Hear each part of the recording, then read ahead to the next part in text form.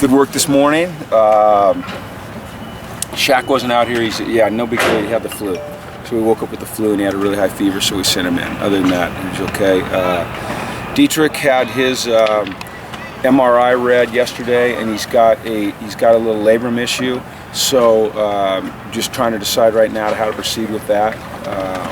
But it doesn't, we've just got to make a decision which way to go. So when we do, we'll let you know. But I think he'll be back out here in a week or two. He's just got to do a little rehab on it. I don't think there's any other injury issues. I think we're good on that. John Young? John, you know what? I don't know that I've seen John practice much since I've been here. Yeah. He's got that knee that's really bothered him. He came out, and I think 2 nights ago, Saturday he practiced and he did pretty well, and then I think his knee swelled up on him again. So we just got to keep nursing him through that and eventually make a decision on what he wants to do. It's really tough on him, because he's been working his butt off. I thought it was good work this morning. It was our first morning practice in pads, so it took a minute to wake up. But once they got going pretty good.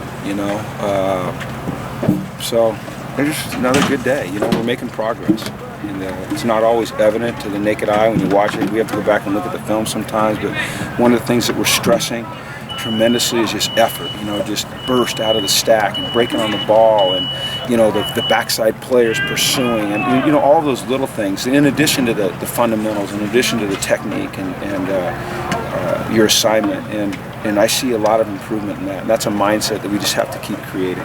So other than that, it was good. With Simon, I noticed him kind of coming in and out. Has he made any progress? Yeah, no, he's fine. He's got a cold.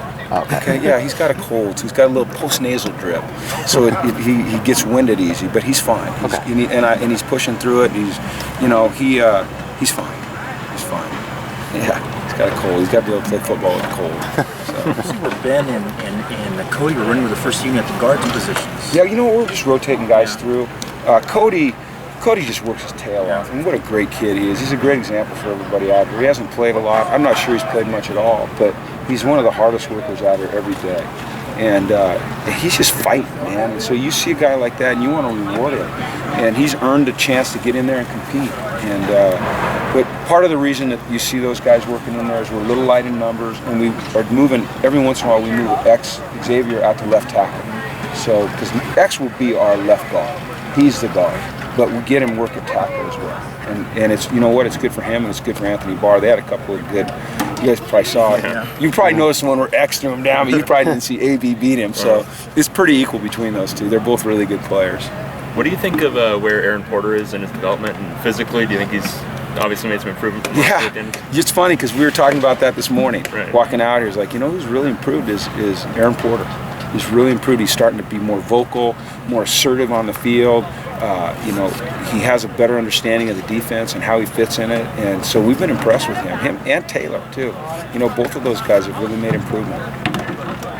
Kick return was kind of a question mark at the end of last year, at least. And you guys were practicing a little bit today. Do you have an idea who you want to be returning kicks, or is that still kind of really up in the air? It's pretty up in the air. I think we have some really good candidates. I think if Figgy gets back, he's certainly one that's going to be really good at it. I think Devin Fuller's got a chance to be a good returner. Ahmad Harris does a good job back. A lot of guys. Shaq is a good punt returner for us, but we'll see. We'll see where that goes. We don't know yet. Something you're not too concerned about? Not really. Yeah. No, it's not time to be concerned yet. It's time to evaluate right now, and I think that we've got a lot of really good candidates. I don't look at the team and say, oh man, we don't have a returner. I go, we've got a lot of pretty good returners. Let's find out who the best one is. Was that a problem? Would you consider that a problem last year when you were kind of unsure of, or does it really matter in the scheme of things? You would like to be, really solid at every single position, but it's just probably not feasible. You're always going to have some uncertainty, and I think it was more punt returner than kickoff returner for us last year. You saw a million different guys do it. So if we could just settle on somebody and they could stay healthy, that would be great. What have you noticed about Randall through the first week? Go for it? Yeah. His command of the defense. I think the playing as much as he did last year gave him confidence. Make calls. He's making plays on the ball. He's fitting up on the run. He's playing with a lot more confidence. I really believe that experience, you know, even though it wasn't always positive last year, I mean, he struggled in that Baylor game, but I think he went back and he looked at it and he really learned from it. And so, you know, he's applying those lessons out here this spring. I'm really pleased with where he is.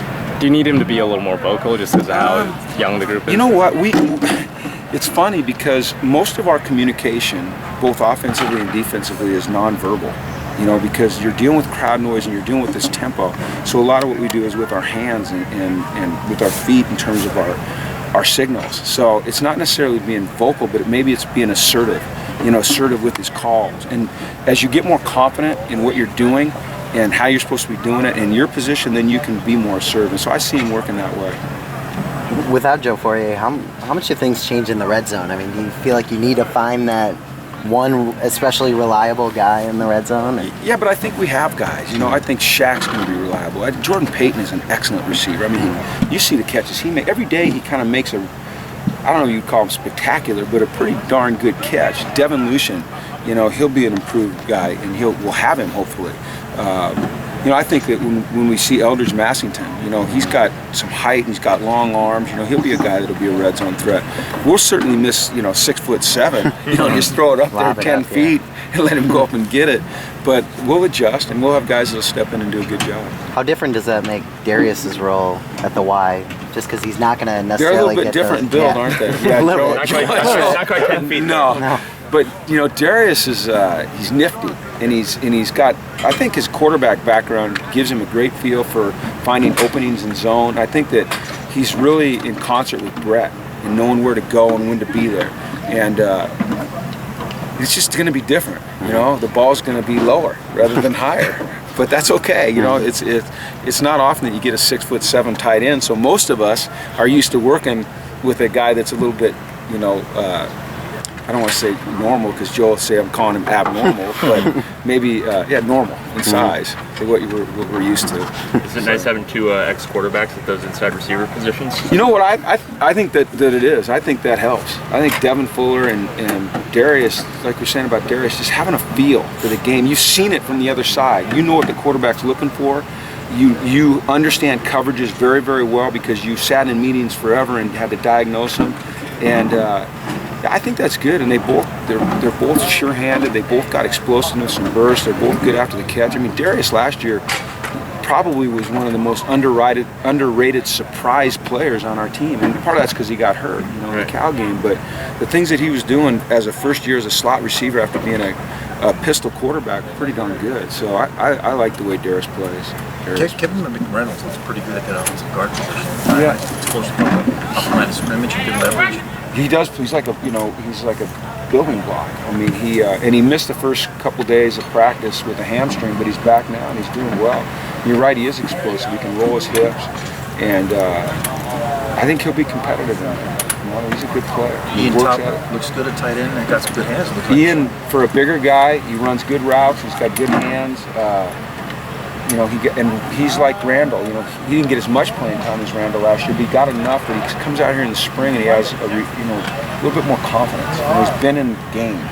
He understands the pace. He understands the level of competition. And he does good. I think he's a good player. With Ulbrich, you made him associate head coach. Can you assistant head coach? Yeah, assistant head coach. Can you talk about that decision? And what went into it? It was just something he and I decided to do, and you know, the guy.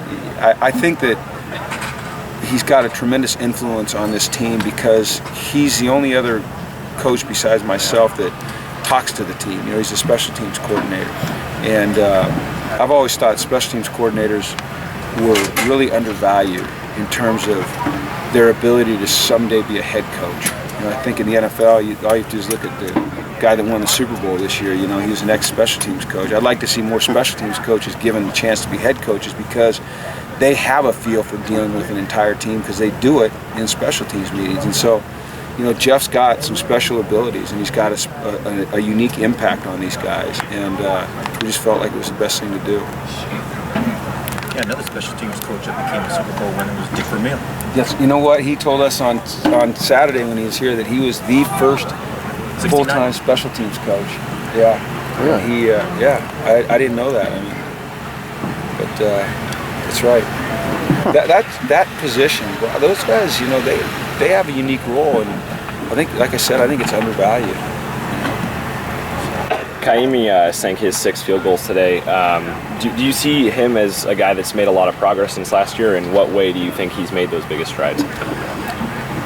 Confidence, just being sure of himself, and everything was so new to him last year. And the one thing that he's working through right now is a new snapper and a new holder. And he's used to having Kevin and Jeff, and that operation between those 3 is so critical.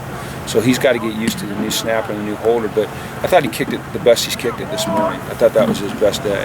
And we end every practice with the kick that he missed at Stanford. So, and he's banging them through. So I just think his level of confidence is really soared. Is he kind of just going through the natural freshman to sophomore progression right now, or is he even ahead of the curve a little bit? Oh, he's ahead of it. This guy's we saw it last year. We had to be careful with the way we brought him along last year. And I told you guys this a lot. I didn't want to put him in situations where I felt like he was going to fail. We're trying to create success. And